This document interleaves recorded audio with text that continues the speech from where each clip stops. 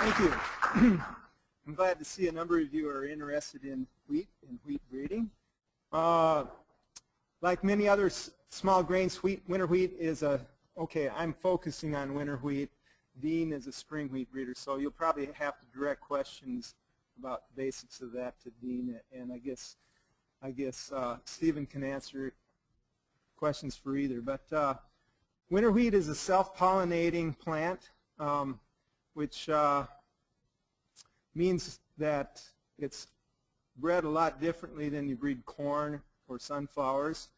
And also the pollen drift from transgenic wheat is not as big of a concern as compared to corn or alfalfa or other crossbreeding plants. Winter wheat breeding has extended the range of adaptation as far north as North Dakota and the Canadian provinces, whereas in contrast, winter barley's northern range is Nebraska, and winter oats and winter durum are limited to Kansas and south. Also in contrast, another small grain rye is readily adapted to northern climates, but it readily outcrosses, so it also has a different method of breeding than for wheat. I'll talk about adaptation traits, linked traits, and the crossing strategy. In the crossing strategy about introducing variation and then understanding the linkages and then maintaining the favorable trait combinations. That's the basics for wheat breeding. If you're looking for a wheat that's adapted to California, you're probably not going to find it in these presentations. We're breeding for Alberta, is that right? Alberta, Washington, and the Midwest. And wheat is a regionally adapted crop. Day length is a big factor. We're always taking notes on day length because there's a narrow range that indicates what's going to be adapted to your area. Rainfall affects adaptation as far as disease spread and use of soil nitrogen, and also things like pre-harvest sprouting. The timing of the hot season in your area is important because wheat evolved in a cool climate. If you want to get something that's adapted where it's hotter or drier, some intentional breeding needs to take place. Altitude affects transpiration rate. The wind pattern determines the spread of spores. There's a rust corridor that in the Midwest, starting in Texas. We know if we see rust in Texas or Oklahoma that we're soon going to see it in Kansas and Nebraska.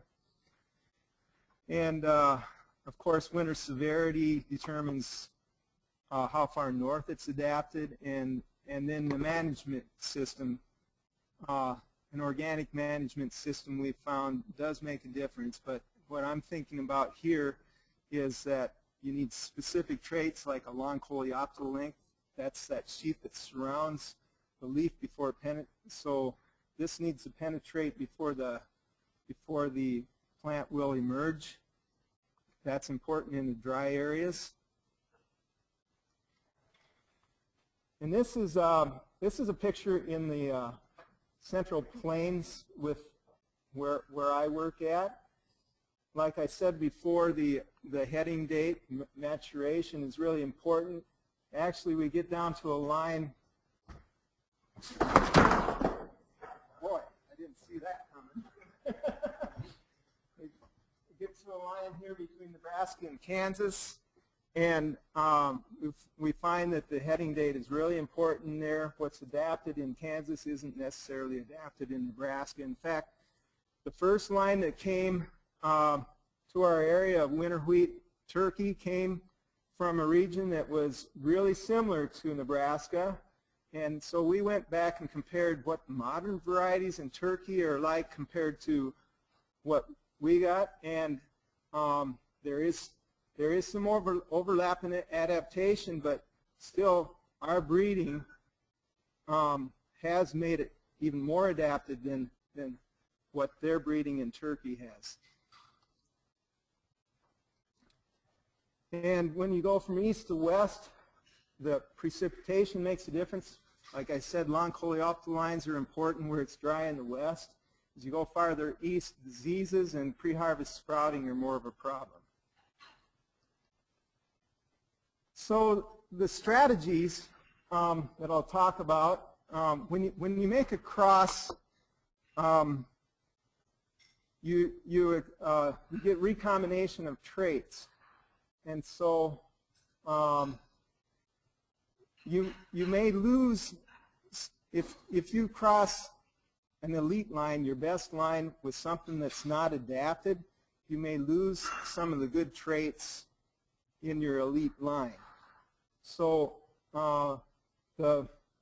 one of the best ways to make an adapted cross for your region is take what's already best adapted, get two elite lines that have different traits that you want, and bring them together so that you don't lose some of those good traits when you recombine them.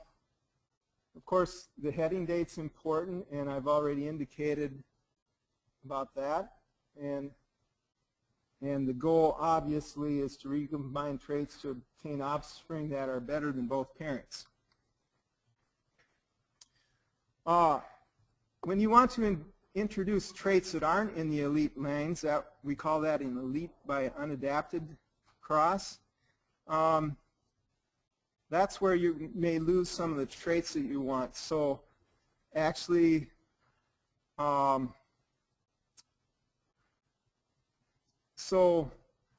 it's important in some of these lines. Well, you may have to find the needle in the haystack where you haven't lost those traits in the elite line, but another way is to cross it back to the elite line before you take it on and make selections out. And so I talked about crossing over. If you have two traits on your chromosome that are really close together, you call that a tight linkage. And when they cross over, you're not apt to break that linkage. And one example of that is long coleoptile is usually tightly linked to tall plant height. So if you want a short wheat that has long coleoptile, you're going to have a very hard time doing that because those chromosomes are so close together and it doesn't break to send it over to the other parent, to the other chromosome. An example of where the genes are a little farther apart, where the linkage has been broken, is that they tried to bring disease-resistant and drought-resistant into wheat and cross it with rye. Well, rye has some traits on the chromosome which makes it not makes poor bread-making quality, and but that linkage has been broken in a few cases. And a looser linkage, an example of that would be winter hardiness, which linked to tall plant height. The Canadians were successful in breaking that linkage with a few of their varieties, especially Falcon. So a way to speed up your breeding for wheat is to take your elite line and cross it with a promising line. That's something that